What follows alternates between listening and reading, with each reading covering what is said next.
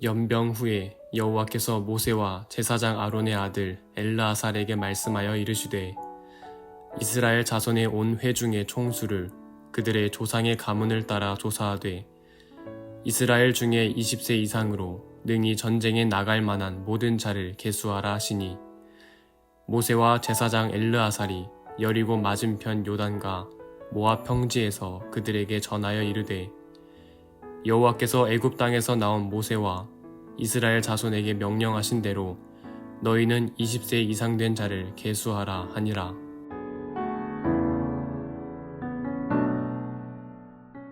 오늘은 민수기 26장에 있는 말씀 가지고 하나님의 말씀을 생각해 보도록 하겠습니다. 26장에는 두 번째 인구조사가 나와요. 민수기는 넘버스라고 해서 숫자라고 이야기를 했고, 그리고 숫자는 굉장히 큰 의미를 갖는다. 그래서 민수기 시작할 때 첫 번째 인구조사가 있고요. 그리고 뒷부분에 가서 지금 두 번째 인구조사가 있습니다. 그 사이에 여러 가지 사건들이 있었어요. 고스비 사건이나 여러 가지 사건, 지난 시간에 생각했던 그 바알부올의 사건, 이런 사건을 통해서 많은 사람들이 연병을 통해서 죽기도 하고 여러 가지 일들이 일어났습니다.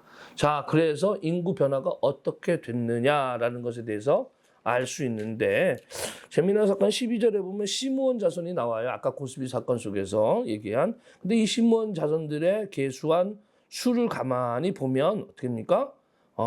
37,100명이 감소합니다.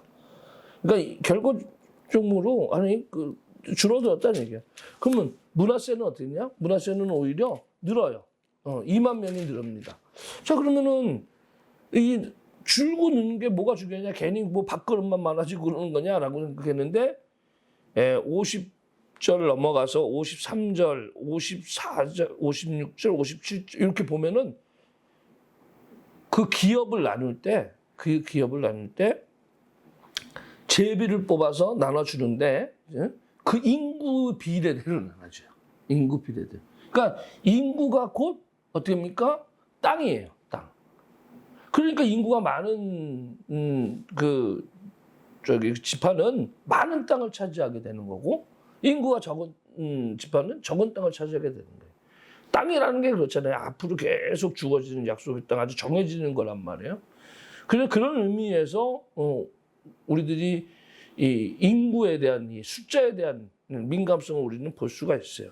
그리고 이들은 사실은 지금 현재 땅을 분배받은 건 아니에요. 들어가지도 않았으니까. 그런데 형식적으로 이렇게 분배받고 딱 미리 하는 거죠. 미리 하는 거예요.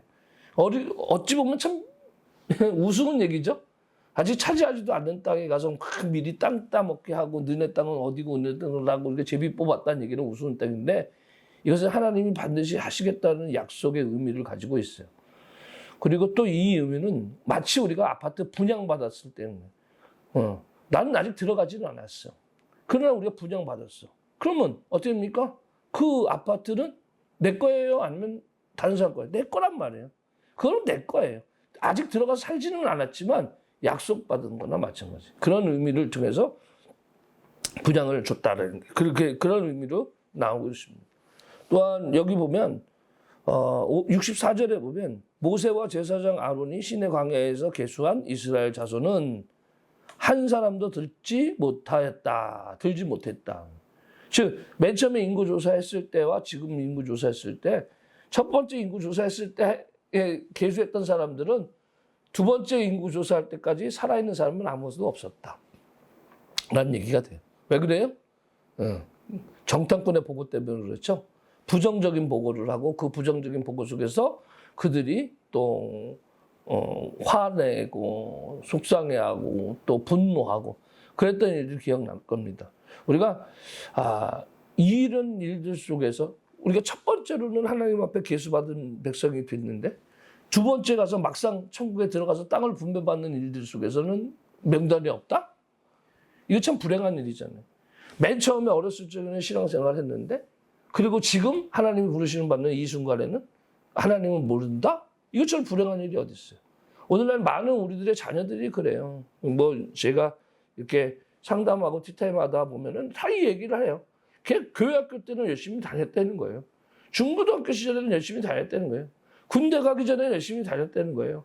코로나 전에는 열심히 다녔다는 거예요. 그런 데파트 지금은 1차 인구조사 때는 있었다는 얘기예요. 그러나 지금은 없다는 거예요. 왜 없냐? 왜 없냐? 결국은 부정적 사고 때문에 그래. 아니 부정적인 이야기를 했는데 그 얘기를 들었기 때문에 그래. 부모가 교회에 관해서 부정적인 얘기하고 저 하나님에 대해서 부정적인 얘기하고 알게 모르게 그런 신앙 고백들이 그 자녀들이 다 들었다니 거예요. 그러므로 인해서 그들의 마음속에 뭐가 있어요? 분노가 있는 거예요. 하나님이 어디 있어? 자기가 직접 당하지 않았음에도 불구하고 신앙적인 부정적인 그런 마인드들이 자녀들에게 남겨진 거예요. 그러니까 결국은 그들은 하나님께 돌아오지 못하고 두 번째 계수할 때 그 계수 안에 들지 못한다는 겁니다. 얼마나 무서운 일이고 얼마나 안타까운 일인지 모르겠습니다. 여러분 우리들의 삶 가운데 우리 자녀들을 위해서 더 기도해야 될 줄 믿습니다. 어렸을 적부터 신앙생활을 잘 해왔다면 지금도 신앙생활을 잘하고 있어야 돼요. 그것이 올바른 일입니다.